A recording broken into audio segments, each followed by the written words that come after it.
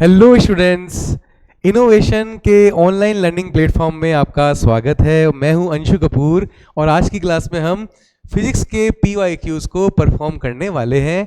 Topic रहेगा thermal properties of matter, Newton's law of cooling and thermodynamics. जो भी topic होंगे उनके जो बेसिक कॉन्सेप्ट होंगे मैं आपको बताता चलूँगा, तो चिंता की कोई बात नहीं है। क्वेश्चन रीड करेंगे और आराम से क्वेश्चन परफॉर्म करेंगे। तो पहला क्वेश्चन है, A cup of coffee cools from 90 degrees centigrade to 80 degrees centigrade in T minutes when the room temperature is 20 degrees centigrade. The time taken by a similar cup of coffee to cool from 80 degrees centigrade to 60 degrees centigrade at a room temperature same at 20 degree centigrade. देखो ध्यान से देखिए, एक cup coffee है और वो T minute में 90 degree से 80 डिग्री तक ठंडी होती है, ठीक है, और कमरे का तापमान 20 डिग्री है। एक समान कप कॉफी, सेम वही की वैसी एक और कॉफी है जो 20 डिग्री पर 80 से 60 डिग्री तक ठंडा होने में उसको कितना समय लगता है? तो एक कॉफी को 90 से 80 डिग्री सेंटीग्रेड ठंडा होने में T समय लग रहा है और अपना परिवेश का तापमान, टेम्परेचर ऑफ सराउंडिंग 20 दिया हुआ है, और उसी एक और ऐसा कैसे कप को 80 डिग्री से 60 डिग्री ठंडा होने में कितना समय लगेगा? तो ये जो प्रश्न है, ये जो क्वेश्चन है, वो हमारे आया है कौन से टॉपिक से? वो टॉपिक से आया है, ओके। तो ये जो प्रश्न है वो टॉपिक से आया Newton's law of cooling, Newton के शीतलन के नियम से।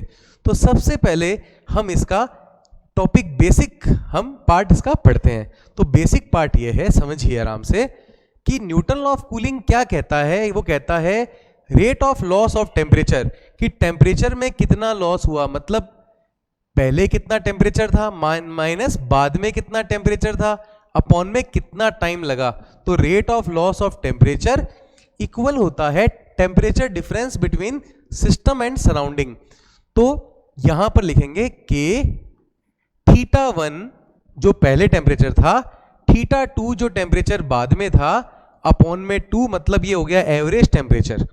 θ1 कितना टेम्परेचर था पहले? 90 डिग्री। θ2 कितना हो गया? 80 डिग्री। अपॉन में 2 कर दिया तो एवरेज आएगा ना, माइनस करना है θ0, मतलब टेम्परेचर ऑफ सराउंडिंग करना है हमें यहाँ पे, ठीक है। तो यहां पर हम देखते हैं आगे, ओके जी। तो यहां पर सबसे पहले आप देखिए, इस क्वेश्चन में तक क्लियर हुआ? तो एक cup of coffee cools from 90 to 80, time लग रहा है T मिनट्स, तो 90 हो गया, 90 डिग्री हो गया इनिशियल टेम्परेचर, माइनस 80 डिग्री हो गया हमारा फाइनल टेम्परेचर। टाइम कितना लगा हमें? T, ठीक है जी। अब यहां पर आएगा K, इनिशियल टेम्परेचर कितना है? 90 प्लस कितना है? 80, अपॉन में कितना आ गया अपने पास? 2, माइनस सराउंडिंग का टेम्परेचर कितना है? 20, ओके। अब क्या करेंगे? यहां पे देखिए 90 माइनस 80 कितना होता है?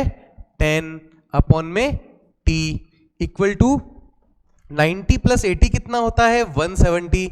170 में 2 का डिवाइड कीजिए, कितना आएगा? 85। 85 में से 20 माइनस कीजिए, तो यहां देखिए 10/T इक्वल टू K, और 85 में से 20 माइनस होगा तो आएगा 65, ठीक है। ये एक इक्वेशन आ गई, इसको इक्वेशन नंबर बोलेंगे 1। अब इसके बाद कह रहा है नेक्स्ट कंडीशन है 80 डिग्री से 60 डिग्री सेंटीग्रेड तक वो कूल हो रहा है, तो कितना टाइम लगेगा? ये इक्वेशन आपको समझ में आई? 10/T K 65। तो इसको हम नेक्स्ट पेज पे लेते हैं, 10/T K 65। इसको आप याद रखिएगा, ध्यान रखिएगा, आराम से देखते रहिए। अब देखिए, अब टेम्परेचर 80 से 60 हो रहा है, 20 डिग्री सेंटीग्रेड हमारा सराउंडिंग का टेम्परेचर है, यहां पे ध्यान दीजिए।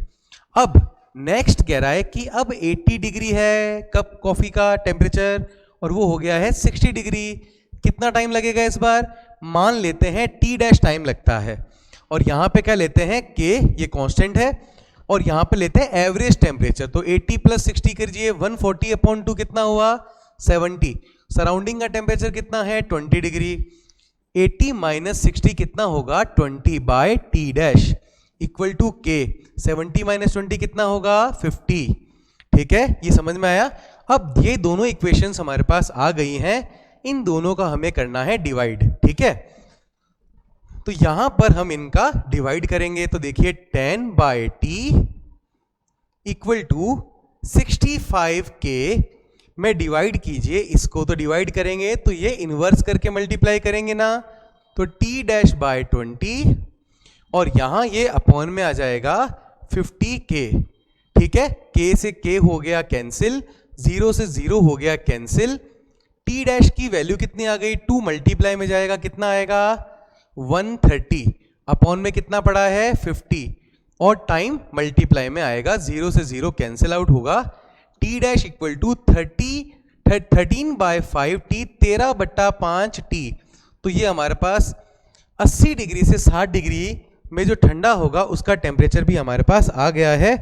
तो देखिए, तो इस क्वेश्चन का सही जवाब है हमारा सेकंड नंबर पार्ट 13t/5। समझ में आया आपको? तो नेक्स्ट क्वेश्चन देखिए, न्यूटन लॉ ऑफ कूलिंग पे ये क्वेश्चन था, ठीक है। अब अगला प्रश्न कह रहा है a piece of ice falls from a height h so that it melts completely. Only 1/4 of heat produced is absorbed by the ice and all energy of ice get converted into heat during its fall. The value of h is, बर्फ का एक टुकड़ा इतनी ऊंचाई से गिरता है, या हम लिख सकते हैं h ऊंचाई से गिरता है कि वह पूरी तरह पिघल जाता है। उत्पन्न ऊष्मा का केवल 1/4 भाग बर्फ द्वारा अवशोषित होता है और बर्फ की सारी ऊर्जा गिरने के दौरान ऊष्मा में परिवर्तित हो जाती है। h का मान ज्ञात कीजिए। देखिए क्वेश्चन कैसे करेंगे, तो यहां पर h हाइट पर, ये देखिए h हाइट है और यहां पर बर्फ थी, ठीक है जी। उसका मास ले लेते हैं हम m, कोई प्रॉब्लम नहीं है।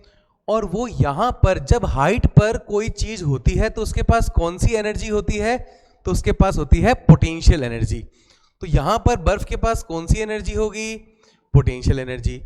अब ये एनर्जी के कारण देखो यहां पर लिखा है a piece of ice from a height h so that it melts completely. तो ये एनर्जी सबसे पहले पोटेंशियल एनर्जी किस में कन्वर्ट होगी, हीट में, और उस हीट से ये आइस का जो ब्लॉक है वो मेल्ट होगा। लेकिन क्वेश्चन में कह रहा है, तो सबसे पहले बात बताते हैं कि ये भाई पोटेंशियल एनर्जी किस में कन्वर्ट होगी, हीट में, और पोटेंशियल एनर्जी मतलब स्थितिज ऊर्जा किस में रूपांतरित होगी, तो आंसर है ऊष्मा में। तो बताइए कि हीट को क्या लिखते हैं अपन, Q, और पोटेंशियल एनर्जी की वैल्यू सबको पता है क्या होती है, mgh, ठीक है। और ये पोटेंशियल एनर्जी, ये जो हीट है, इसका 1/4 भाग यहां पे दिखा हुआ है, देखो एक ध्यान दीजिए, 1/4 मतलब 1/4 पार्ट ही आइस एब्जॉर्ब कर रही है। तो हीट का जो 1/4 पार्ट है वो आइस एब्जॉर्ब कर रही है और मेल्ट हो रही है। तो जब स्टेट चेंज होती है तो हम कौन सी एनर्जी लेते हैं, जब स्टेट चेंज के समय हम एनर्जी लेते हैं लेटेंट हीट ऑफ फ्यूजन, या स्टेट चेंज के समय हीट का फॉर्मूला होता है ml, और टेम्परेचर इंक्रीमेंट जब करते हैं तो हीट का फॉर्मूला होता है mc डेल्टा टी। यहां पर बर्फ की क्या चेंज हो रही है, स्टेट चेंज हो रही है, तो क्या लेंगे, Q इक्वल टू ml। ये क्लियर हुआ आपको? ओके। अब यहां पर Q की वैल्यू कितनी है, mgh अपॉन में 4 इक्वल टू कितना आ गया हमारे पास, ml। मास से मास हमारे पास कैंसिल हो जाएगा, 4 मल्टीप्लाई में आएगा। अच्छा जी, h हमें फाइंड करना है कि कितनी हाइट से गिरा है, ये h हमें हाइट को फाइंड करना है। यहां पे भी हम कैपिटल H बना लेते हैं इसको, ठीक है। अब यहां पर देखिए कि यहां पर h की वैल्यू क्या आएगी, 4L/g, ओके। अब यहां पर हम देखेंगे h equal to 4, latent heat की वैल्यू कितनी हमें गिवन है, 3.4 10⁵ जूल पर केजी क्वेश्चन में गिवन है। तो यहां पर वैल्यू पुट कर लेंगे 3.4 10⁵ अपॉन में कितना आ गया हमारे पास, 10। अब 3.4 को 4 से मल्टीप्लाई कर जी तो आ जाएगा 13.6, और एक जीरो से ऊपर एक जीरो कैंसिल हो जाएगा। तो नेक्स्ट पेज पे हम करते हैं 13.6, तो हमारे पास हाइट आ गई है 13.6 मल्टीप्लाई 10⁴। ये समझ में आया आपको कैसे किया, देखिए 3.4 इंटू 4 13.6 और ये 10 ऊपर पावर -1 हो जाएगी, 5 - 1 हो गया 4। ये क्लियर हुआ सबको? ओके।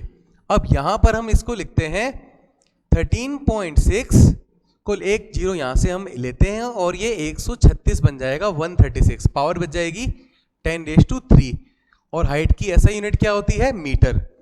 तो ये बन जाएगा 10⁻³ को लिखेंगे किलोमीटर, के आ जाएगा, तो ये आ जाएगा हमारे पास आंसर 136 किलोमीटर। तो देखिए करेक्ट आंसर कौन सा आएगा? 136 किलोमीटर। कैसे किया? सबसे पहले आइस थी, उसके पास पोटेंशियल एनर्जी थी, ठीक है, और वो जब ड्रॉप हुई तो उसकी पोटेंशियल एनर्जी किस में कन्वर्ट हुई? हीट में। और वो जो हीट का 1/4 पार्ट है वो मेल्ट हो गया, आइस, वो मेल्ट हो गया किसमें? वाटर में। तो आइस था, तो यहां पर हमने 1/4 पार्ट ही आइस ने यूज किया, तो आइस की जो हीट आइस ने यूज की वो 1/4 यूज की। तो ये यहां पे Q की वैल्यू कितनी है? mgh, यहां पर ml है, m से m कैंसिल और h की वैल्यू हमने फाइंड आउट की। तो ये आपको क्वेश्चन समझ में आया? ओके, नेक्स्ट क्वेश्चन की बात करते हैं। 2 ends of a metal rod are maintained at temperature 100 degree centigrade and 110 degree centigrade. तो आराम से पहले क्वेश्चन पढ़िए और क्वेश्चन पढ़ के हम देखेंगे हमें गिवन क्या है। तो हम यहां पर एक मेटल रोड बनाते हैं। ये देखिए मेटल रॉड है, ओके जी।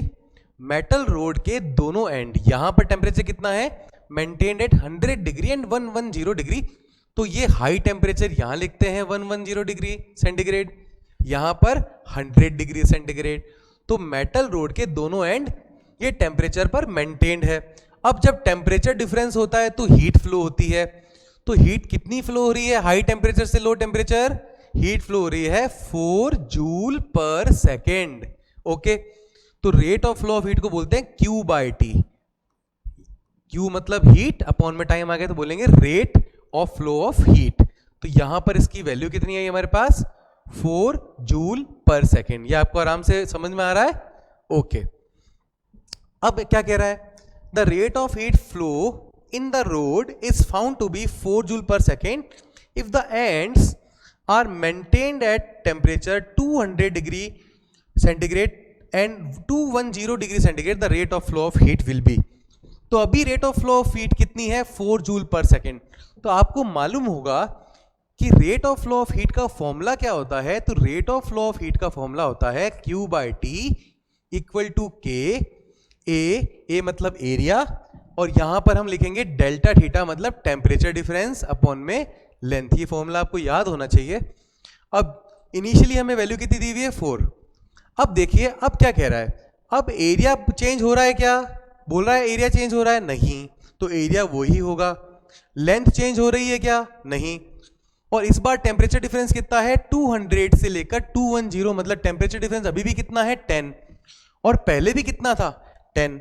तो टेम्परेचर डिफरेंस अगर सेम है, एरिया अगर सेम है, ये तो कांस्टेंट है, और लेंथ भी अगर सेम है, तो सारी वैल्यू ही सेम आ रही है। क्यों सेम आ रही है आपको क्लियर होगी? सेम रोड है और टेम्परेचर डिफरेंस सेम मेंटेन हो रहा है, तो इसीलिए यहां पर rate of flow of heat भी 4 जूल पर सेकेंड ही होगा। तो करेक्ट आंसर है 4 जूल पर सेकेंड। समझ में आया आपको? ठीक है, तो ध्यान रखना rate of flow of heat depend करती है टेम्परेचर डिफरेंस पर। यहां टेम्परेचर डिफरेंस 10 था और अभी भी टेम्परेचर डिफरेंस 10 ही है, तो हीट फ्लो में कोई चेंज होगा क्या? नहीं होगा, क्योंकि बॉडी भी सेम है। समझ में आई आपको बात ये? ओके, नेक्स्ट क्वेश्चन लेते हैं। तो नेक्स्ट क्वेश्चन नंबर 4 क्या कह रहा है? Steam eight 100 degree centigrade is passed into 20 gram of water at 10 degree centigrade. ठीक है, तो 100 ग्राम सेंटीग्रेड पर, 100 ग्राम सेल्सियस पर एक भाप है, ठीक है, और वो पास हो रही है 20 ग्राम पानी में, जो कि 10 डिग्री सेंटीग्रेड पर है। ठीक है, तो मिक्सचर हमें मिलता है वो 80 डिग्री सेंटीग्रेड मिलता है। तो पानी का द्रव्यमान क्या होगा? समझो बात को, आराम से समझिए। देखिए, एक तरफ आप देखिए 100 डिग्री सेंटीग्रेड पर स्टीम है, मतलब भाप है, ये बात क्लियर हुई। और एक तरफ 10 डिग्री सेंटीग्रेड पे 20 ग्राम पानी है। तो ये हो गया 20 ग्राम पानी 10 डिग्री सेंटीग्रेड पर, और ये हो गई स्टीम 100 डिग्री सेंटीग्रेड पर। जब स्टीम पास होगी पानी में तो स्टीम अपनी एनर्जी पानी को दे देगी, ठीक है, और पानी हो जाएगा गर्म, पानी का टेम्परेचर इंक्रीज होगा। तो इनमें दो चीजें हैं, एक चीज हीट दे रही है और एक चीज हीट ले रही है। तो स्टीम क्या कर रही है, अपनी हीट को रिलीज कर रही है, और पानी क्या कर रहा है, अपनी हीट को गेन कर रहा है। तो ये टॉपिक कौन से टॉपिक से बनता है, ये कैलोरीमेट्री से आता है, जिसका प्रिंसिपल है heat loss equal to heat gain. Topic कौन सा है, heat loss equal to heat gain. Heat loss किसका हो रहा है, स्टीम का। तो हीट का फॉर्मूला क्या होता है, सबसे पहले स्टीम कितने पर है, 100 डिग्री सेंटीग्रेड पर। जब वो अपनी हीट लॉस करेगी तो सबसे पहले स्टीम की स्टेट चेंज होगी, स्टीम कन्वर्ट होगी पानी में, जो कि 100 डिग्री सेंटीग्रेड पर है। तो जब भी स्टेट चेंज होती है तो यहां पर फॉर्मूला लगता है हीट का ml, ठीक है। और जब टेम्परेचर इंक्रीज होता है तो फॉर्मूला क्या लगता है हमारा, mc डेल्टा टी। तो यहां पर क्या है, ये स्टीम जो कि कन्वर्ट होगी किसमें, वाटर में। तो कितनी हीट लगी, ml प्लस, अब हीट किस में कन्वर्ट होगी बेटा, स्टीम से वाटर में। अब जो वाटर है 100 डिग्री का, उसका बाद में टेम्परेचर कितना हो गया, तो यहां पे कुछ बातें अपन मेंशन कर लेते हैं, उसके बाद ये इक्वेशन बनाएंगे कि स्टीम का टेम्परेचर कितना है, 100 डिग्री सेंटीग्रेड। और जब वो स्टीम पानी में मिल गई तब उस मिक्सचर का टेम्परेचर कितना है, मिक्सचर का टेम्परेचर है 80 डिग्री सेंटीग्रेड। और पानी का टेम्परेचर कितना है, जिसमें स्टीम मिक्स हो रही है, उस पानी का टेम्परेचर है 10 डिग्री सेंटीग्रेड। ये सब बातें आपको मेंशन होनी चाहिए, पता होनी चाहिए। स्टीम का मास कितना दिया हुआ है हमें, वही हमें फाइंड करना है, बाद में जो वाटर आ गया वो फाइंड करना है। तो स्टीम का मास कितना है हमें मालूम नहीं है, अभी मालूम कर लेंगे। ओके, अब स्टीम क्या कर रही है नेक्स्ट केस में, mc। अब वाटर बन गई, अब वाटर का जो 100 डिग्री सेंटीग्रेड पे वो भी अपनी हीट को देगा, तो वो हीट कितनी देगा, mc delta T. Delta T मतलब high temperature minus low temperature. तो हाई टेम्परेचर कितना है स्टीम का, मतलब पानी जो बन गया T1 माइनस टी मिक्स। ये समझ में आया आपको। अब ये तो हो गया हीट लॉस। हीट गेन किसने करी है, हीट गेन करी है जो कि वाटर है। तो वाटर का मास कितना लूंगा, mw, ठीक है। C वाटर की स्पेसिफिक कैपेसिटी कितनी होती है, 1 होती है। वाटर का टेम्परेचर पहले कितना था, 10 था, अब कितना हो गया, मिक्सचर का टेम्परेचर 80। पहले पानी का टेम्परेचर कितना था, 10। जब स्टीम आई तो पानी का टेम्परेचर कितना हो गया, 80। कितना बढ़ा, 10 से 80 कितना इंक्रीज होता है, 70। तो यहां पर लिखेंगे पानी का टेम्परेचर इंक्रीमेंट हुआ है 70। ये बात आपको क्लियर हुई क्या, पानी का टेम्परेचर दिख रहा है आपको 70 डिग्री, ये क्लियर हुआ। इसी को हम आगे लिखते हैं। अब ये m कितना है हमें पता नहीं है जी, ठीक है। अब वाटर की आपको सबको पता होगा कि स्टीम से स्टेट चेंज होती है तो लेटेंट हीट ऑफ वेपराइजेशन कितना होता है, 540 याद होना चाहिए, ठीक है। ये कितना मास है नहीं मालूम। वाटर की स्पेसिफिक हीट कैपेसिटी कितनी होती है, 1। पहले टेम्परेचर कितना था बताइए स्टीम का, वाटर का 100 डिग्री सेंटीग्रेड, और मिक्सचर का टेम्परेचर कितना हो गया 80 डिग्री। तो 100 माइनस 80 कितना आएगा, 20। ये बात आपको समझ में आई। इक्वल टू क्या लिखेंगे, अब ये मास ऑफ वाटर है जो हीट को ले रहा है, कितना मास ले रहा है हीट को, 20। स्पेसिफिक की कैपेसिटी कितनी होती है, 1। टेम्परेचर कितना इंक्रीज हो रहा है, 70। ये क्लियर हुआ आपको सबको।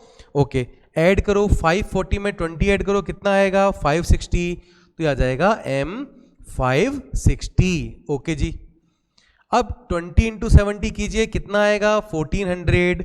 इसको सॉल्व करें, 1400 अपॉन में 560, ठीक है। सॉल्व कीजिए तो अप्रोक्सीमेटली हमारे पास आएगा 2.5 यूनिट, क्या आएगी, ग्राम। इसका मतलब ये मेरे पास स्टीम का मास आ गया कि स्टीम कितनी थी, स्टीम थी 2.5 ग्राम, और पहले से वाटर कितना प्रेजेंट था, 20 ग्राम। तो टोटल मास कितना आ जाएगा हमारे पास, पूछ रहा है ना कि मिक्सचर का मास कितना आएगा। तो मिक्सचर में 20 ग्राम तो पानी था, और 2.5 ग्राम हमारे पास कौन सी आ गई, स्टीम आ गई, भाप आ गई। तो अब मास कितना आ गया, 22.5 ग्राम। तो चेक कीजिए, यहां पे देखिए 22.5 gram is the correct answer. सबको समझ में आया ये क्वेश्चन? ओके, एक लास्ट क्वेश्चन और देख लो, ठीक है? ओके, अच्छी तरह से कमेंट अगर में आप बता सकते हैं, अगर आपको कोई समझ में नहीं आ रहा, कोई डाउट है तो मैं उसका आंसर भी आपको कमेंट में दे सकता हूं, ठीक है? अब आप नेक्स्ट क्वेश्चन देखिए, बहुत इजी क्वेश्चन है, न्यूटन लॉ ऑफ कूलिंग पर ही है। Certain quantity of water cools from 70 degree centigrade to 60 degree Celsius in first 5 minutes and 54 degree Celsius in next 5 minute. The temperature of surrounding आपको find करना है, ठीक है? तो न्यूटन लॉ ऑफ कूलिंग का एक कॉन्सेप्ट पे क्वेश्चन मैंने इनिशियली भी आपको सबसे नंबर 1 क्वेश्चन करवाया था। अब इसका सॉल्यूशन देखते हैं, ठीक है? सबसे पहले गिवन लिखते हैं। तो पहले कॉन्सेप्ट क्या होता है, आपको पता है कि टेम्परेचर जो लॉस होता है, rate of loss of temperature equal होता है के एवरेज टेम्परेचर, मतलब ऐड कर दो दोनों टेम्परेचर को और 2 का डिवाइड कर दो, मतलब एवरेज टेम्परेचर आ गया, माइनस सराउंडिंग का टेम्परेचर।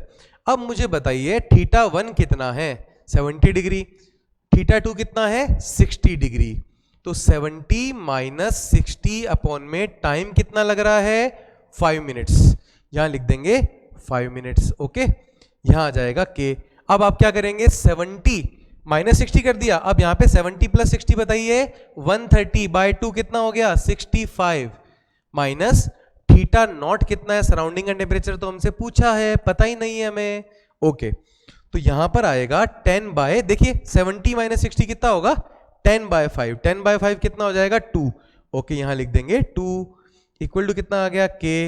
यहां आ गया 65 माइनस θ0। समझ में आया बात आपको? ये पहला केस हो गया। अब कह रहा है इन फर्स्ट 5 मिनट, 5 मिनट्स ले लिया था टाइम हमने। अब कह रहा है and to 54 degree Celsius in the next 5 minute. अब ये अगले 5 मिनट में 60 डिग्री से 54 डिग्री हो जाता है, ठीक है?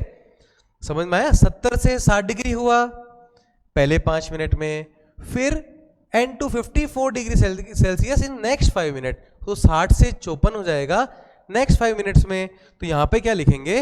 अब नेक्स्ट के लिए यहां पे लिखते हैं 60 डिग्री था टेम्परेचर, कितना हो गया अब? 54, ठीक है? कितनी देर में हुआ? 5 मिनट में, तो यहां पे लिख दिया 5 मिनट्स। यहां पे आएगा के। यहां पे क्या करते हैं अपन? दोनों को ऐड करके 2 का डिवाइड करते हैं, 60 प्लस 54 कितना होता है? 114 बाय 2 करें 57, 114 बाय 2 करेंगे तो 57। समझ में आया आपको 57 ये कैसे आया? ये देखिए, ठीक है? 114 कैसे किया? 60 प्लस 54, 114 बाय 2 कितना आया? 57 माइनस कितना आया? θ0, ओके? अब यहां पे देखिए 60 माइनस 54 कितना आएगा? 6 बाय कितना आएगा? 5 इक्वल टू कितना आ जाएगा? 6। 57 माइनस θ0। ये दो इक्वेशन आपको क्लियर हुई क्या? समझ में आई? अब इन दोनों को अपन नेक्स्ट पेज पर दोनों इक्वेशन को सॉल्व करते हैं। तो 2 इक्वल टू के 65 माइनस θ0, ठीक है? एक इसको लिखते हैं 2 इक्वल टू के कितना था? 2 equal to K 65 minus θ0, okay? 65 minus θ0 equation number 1 थी। इक्वेशन नंबर 2 क्या आई थी हमारे पास? 6 बाय 5 होता है 1.2, ठीक है? 1.2 इक्वल टू के 57 माइनस θ0, 1.2 इक्वल टू के 57 माइनस θ0, ओके जी? अब आप क्या करेंगे? दोनों इक्वेशंस को डिवाइड कर दें। के से के क्या हो गया है? कैंसिल। ये पॉइंट हटेगा तो ऊपर कितना आएगा? 0। 20 by 12 equal to 65 minus θ0 upon में 57 माइनस θ0। क्रॉस मल्टीप्लाई कीजिए, 57 इंटू 2 कितना होएगा? 1140 माइनस 20 θ0, ओके? अब 65 को किससे मल्टीप्लाई कीजिए आप? 12 से। तो 650 प्लस 130 ये हो जाएगा हमारे पास 780 माइनस 12 θ0। अब यहां पर क्या आएगा? 1140 माइनस 780 इक्वल टू, यहां पर आएगा माइनस प्लस हो जाएगा, तो कितना हो जाएगा? प्लस 20 और माइनस 12, 8 θ0 हो जाएगा, ठीक है जी?